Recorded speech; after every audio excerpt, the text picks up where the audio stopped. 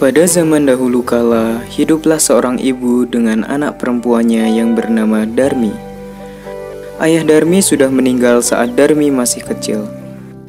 Dahulu, mereka hidup berkecukupan.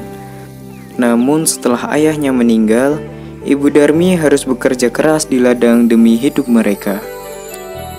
Karena setiap hari bekerja di ladang, kulit ibu Darmi jadi semakin gelap dan berat tubuhnya pun menyusut. Semua dilakukannya demi Darmi, putri satu-satunya. Namun apa yang dilakukan Darmi? Ia tidak mau membantu ibunya. Kerjanya setiap hari hanya berdandan. Dia juga enggan keluar rumah karena takut kulitnya menjadi gelap seperti ibunya. Suatu hari, ibu Darmi akan bekerja di ladang. Ia akan bekerja sampai sore hari, sebab musim panen telah tiba. Ibu Darmi berkata pada Darmi, "Darmi, bisakah kamu masak hari ini, Nak? Ibu tidak bisa pulang siang ini karena harus menyelesaikan panen kita. Jika sudah selesai, maka kamu mengantarkan ke ladang untuk ibu?" Tidak mau, Bu. Kalau nanti aku masak, nanti badanku ini bau tungku. Aku kan baru saja mandi. Lalu, kalau misalnya aku disuruh mengantarkan makanan ke ladang, nanti kulitku ini bisa hitam kayak ibu. Gak mau, Bu. Ibu Darmi hanya menggeleng-gelengkan kepala yang terlihat sedih. Di ladang, Ibu Darmi bekerja dengan keras. Dia mengumpulkan hasil panen karena besok dia akan menjualnya ke pasar. Dia tidak memperdulikan perutnya yang lapar. Saat lelah, dia beristirahat sambil minum air yang dibawanya. Dia berdoa dalam hati, "Ya Tuhan, tolong kami, ubahlah anakku. Lepaskan dia dari sifat malasnya." Setelah pulang dari ladang, Ibu Darmi sampai di rumah. Betapa terkejutnya dirinya, di meja tidak ada makanan yang bisa dimakan. Darmi sama sekali tidak memasak. Darmi yang melihat ibunya pulang justru marah-marah. Ibu ini kemana saja sih seharian? Masa di rumah tidak ada makanan? Darmi kan lapar, Bu, belum makan seharian. Darmi, tadi kan ibu sudah menyuruhmu untuk memasak. Ibu, Darmi kan udah bilang, Darmi tuh gak mau, Ibu. Darmi meninggalkan ibunya yang kelaparan dan lelah dengan marah. Keesokan harinya, Ibu Darmi sudah siap dengan hasil panennya. Ia akan pergi ke pasar. Darmi, ikutlah ibu ke pasar, Nak. Ibu membutuhkan bantuanmu untuk membawa hasil ladang kita. Gak mau, Bu. Nanti kalau Darmi ikut ke pasar, kulit Darmi ini bisa kotor. Apalagi pasar kan becek. Aduh, Bu, Darmi gak bisa bayangin kalau nanti Darmi ikut ke pasar, kulit Darmi yang udah putih bersih ini jadi ikutan kotor. Gak mau, Bu. Akhirnya ibunya ke pasar sendiri dengan membawa hasil ladang itu.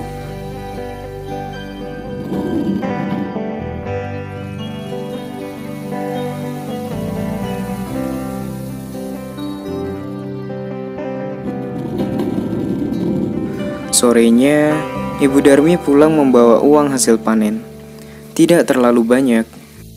Darmi yang melihat ibunya sedang menghitung uang, segera mendekati ibunya. Bu, udah Darmi habis nih, beliin dong, Bu. Iya, besok ibu belikan, tapi kamu harus ikut ibu ke pasar supaya ibu tidak salah beli.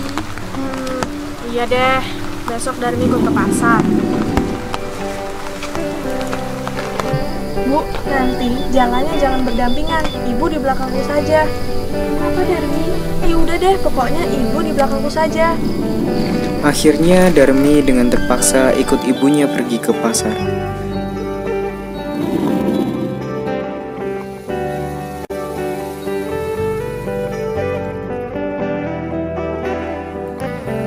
Darmi sebenarnya malu berjalan bersama ibunya yang berkulit gelap dan wajah yang tak terawat.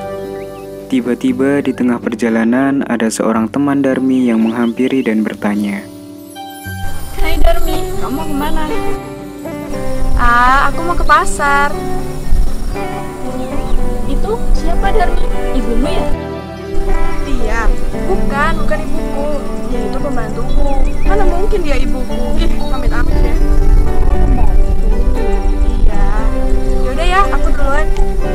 Betapa sedih Ibu Darmi mendengarnya. Namun hanya ia tahan di dalam hati. Mereka melanjutkan perjalanan ke pasar.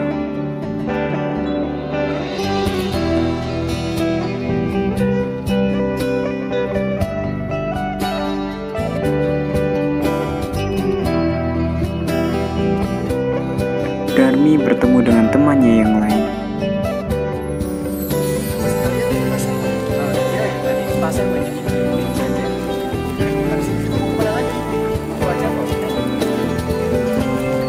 Kedua orang pemuda itu melihat temannya Darmi lalu menyapa. Darmi, kamu mau kemana? Mau ke pasar? Teman sekali Darmi, kamu mau ke pasar. Ngomong-ngomong, siapa tuh yang ada di belakangmu? Apa dia ibumu, Darmi? Bukan. Dia itu bukan ibuku, dia pembantuku. Oh, pembantu. Ya udah, aku duluan ya.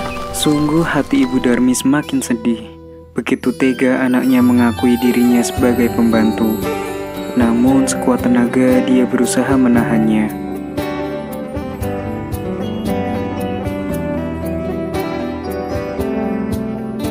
Sampailah Darmi dan ibunya di pintu pasar.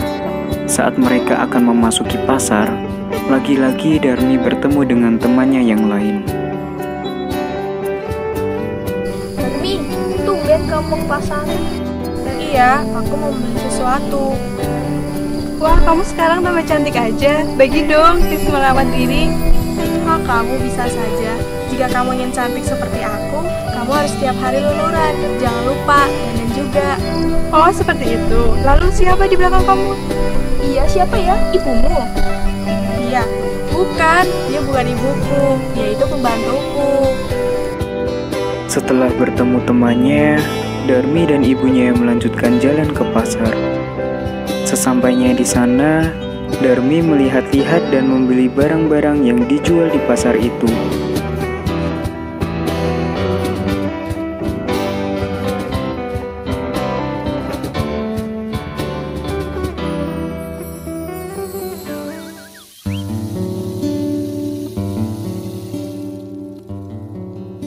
Ayo, mari, ayo, ibu.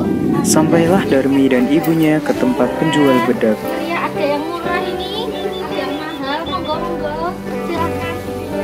Bu, saya mau cari bedak yang kualitasnya baik dan mahal. Darmi, jangan beli yang terlalu mahal, Nak. Uang ibu tidak cukup.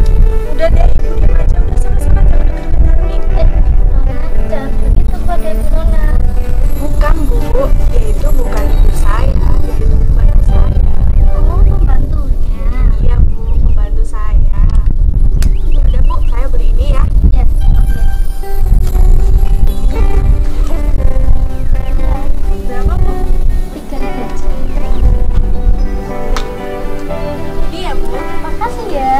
Datang lagi ya, Mbak.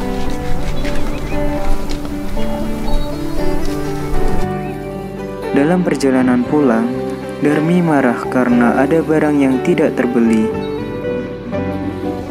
Bu, ibu ini bagaimana sih? Darmi kan ingin tas terbaru tadi. Masa ibu menolak membelikan? Darmi, sudah terlalu banyak barang yang sudah kamu beli, Nak. Uang ibu sudah tidak cukup lagi. Alah, alasan. Kalau Darmi mau, ya ibu harus membelikan dong. Tidak usah beralasan uang habis.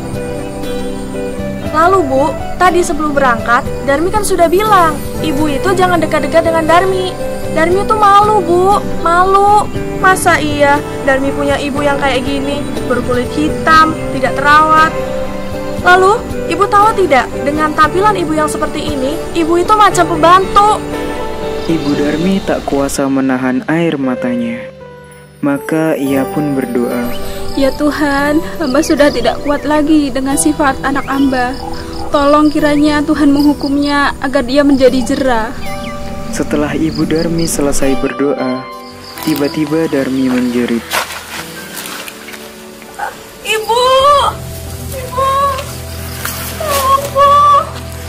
Kakiku sudah tidak bisa digerakkan, Ibu. Ibu, sakit. Ibu. Sedikit demi sedikit Maafkan Ibu, Darmi Nak. menjadi Semua batu. karena perlakuanmu terhadap Ibu Darmi menangis pilu. Ampun, Bu.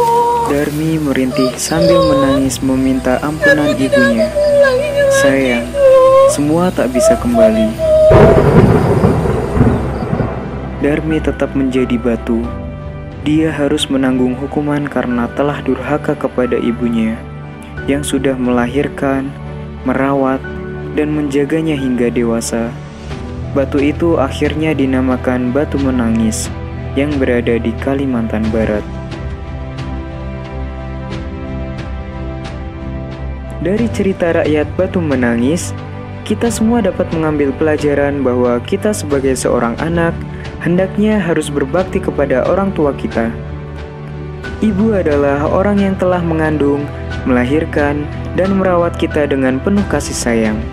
Seperti apapun rupa orang tua kita, baik miskin ataupun kaya, mereka tetaplah merupakan orang tua yang harus kita hormati, sayangi, dan kita rawat sepenuh hati. Hormati orang tuamu, maka akan datang keberkahan di dalam hidupmu.